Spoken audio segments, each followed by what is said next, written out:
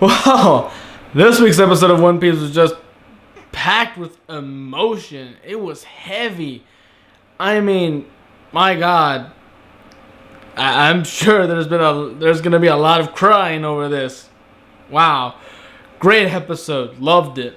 But anyway, we start the episode off with Bellamy getting the shit beat out of him by Dellinger, which I'm inclined to call him like this devil bloomers because the way he dresses is just so bizarre, and with his attitude is just like, what is exactly his shtick? Is it the way he dresses? Is it the way he acts? The way he laughs? Is he?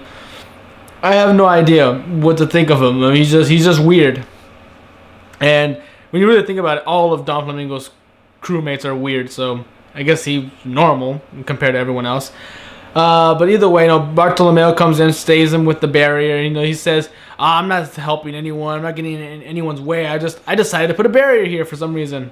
That's all."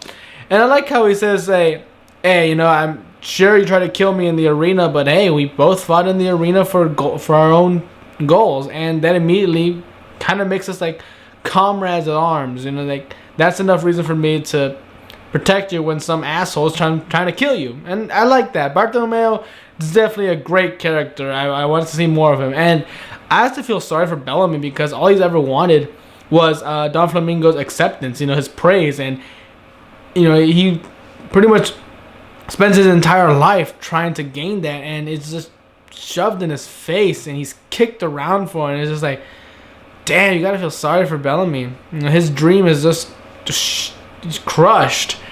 And they meet up with Luffy, and of course Luffy wants to get out. Bellamy's saying, well, if you follow me, you might find a way out, but it doesn't mean I want to help you. I'm still trying to, gain favor with Don Flamingo. Maybe there's no hope, but I have to hope for something. I hope some glimmer that my dream is still possible. And again, it's got to be tough for Bellamy. And then we go to the scene with Robin, Frankie, and Usopp, and the Totadas, and the Toy Soldier come up with a plan. And I like how Frankie is constantly asking, what does SOP stand for? Seriously, SOP, I want to know. And even I want to know, what does SOP stand for? Because apparently the plan is to go into the toy factory or the underground port, and from there, cause some chaos and destruction. And at the same time, while they're at it, attack the person who made them toys. And it turns out it's the little girl Sugar, who's not actually a little girl. She ate the hobby fruit, which prevents her from aging. Which I'm wondering, does that mean all aging? Like she's actually immortal? Like she's eternally young in that little girl body for the rest of her life. Like even her organs stay young. They won't age and she won't die from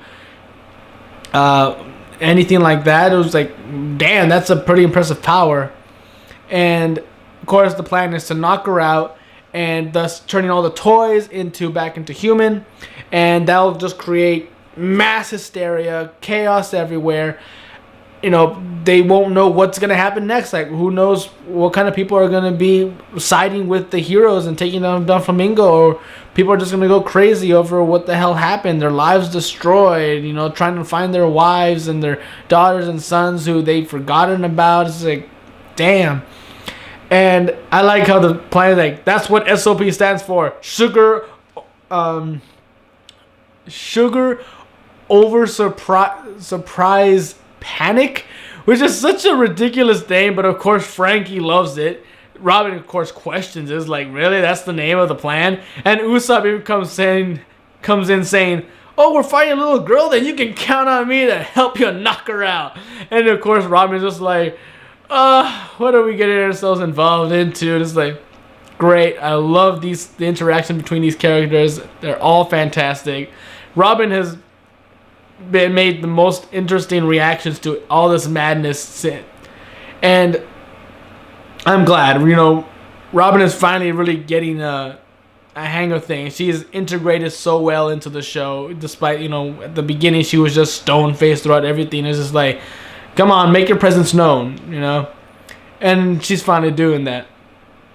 And now we're back at the Coliseum with Luffy, Bartolomeo, and Bellamy. You know, they're saying, well, I got to, Luffy has to leave. I want to get the fruit away from people, but I have to save a friend. Bartolomeo, of course, saying, don't worry about it. I'll win the fruit for you, and I'll give it to you when I do. Luffy's, of course, like, yeah, all right. I guess we got the plan. Let's do this.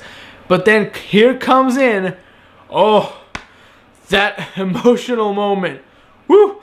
Here comes in this cool ass man. I mean, his voice is so smooth.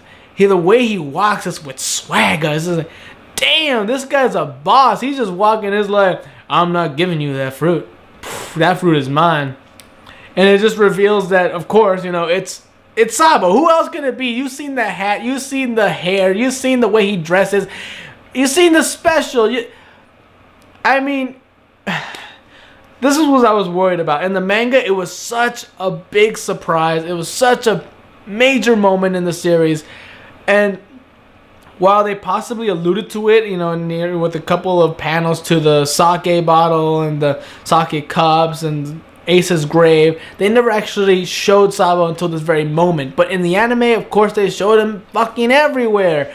And it's just like, you're killing the surprise. And it's still amazing to see this in anime form, but you killed the surprise. But either way, it's still fantastic. The reaction from Luffy is, I'm right there with him. It's like, oh my god, you're alive. Oh, this is the happiest day of my life. But I need to go save my friend. Damn, I'm gonna cry the whole way through. And he is crying. He's finally out of the Coliseum. He's with Zoro trying to go save Law and kick Doflamingo's ass, but he's still crying the whole way through. He's like, oh god, I'm gonna save this country. I'm gonna kick some major ass, but god damn it, I'm tearing up from joy. It's like, oh yes, it's okay to cry. He's still sticking to business, but it's okay to cry. Let it all out, Luffy.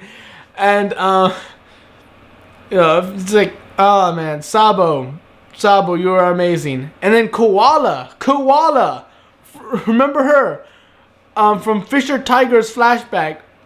Like, holy shit, the fact that she grew up, and from what it says right there, she's an assistant to the Fishman Karate Master. So she's possibly a master at Fishman Karate, which is weird. I mean, can humans learn Fishman Karate? Maybe she can't do all the techniques, but she can perform some of the more basic physical techniques. Like, alright, Koala's a pretty kick-ass character now too. She's with the Revolutionary Army. Like, all these feels are coming back from previous episodes. Like, Oda, you're destroying my heart. It's like, oh, it hurts. Damn it, it's awesome. I love it. I can't say how much I love this episode, because it's pretty much self-explanatory. The episode itself is strangely a declaration of the fans' love for this show. That's what it is. It's not Ichiro Oda saying, I love you guys, that's why I'm giving you all this great moments. No, the reaction that we get from this episode, the willingness to scream out into the sky, we love One Piece, we love you, Ichiro Oda. That's what this episode is. It's our cries to Ichiro Oda and thanking him for stuff like this, moments like this in the series. Whew. Oh my god, I mean, this is fantastic. I really can't say any more. I mean, the episode is self-explanatory. Fantastic. Loved it. 10 out of 10. Perfect. It was just emotional. That's all it is. And what an emotion it is. It is strong. It's there. It's pulling at your chest. I can't say more. I can't wait till the next episode. I just can't wait. Until then, I'm Tony Dragon. Bye-bye.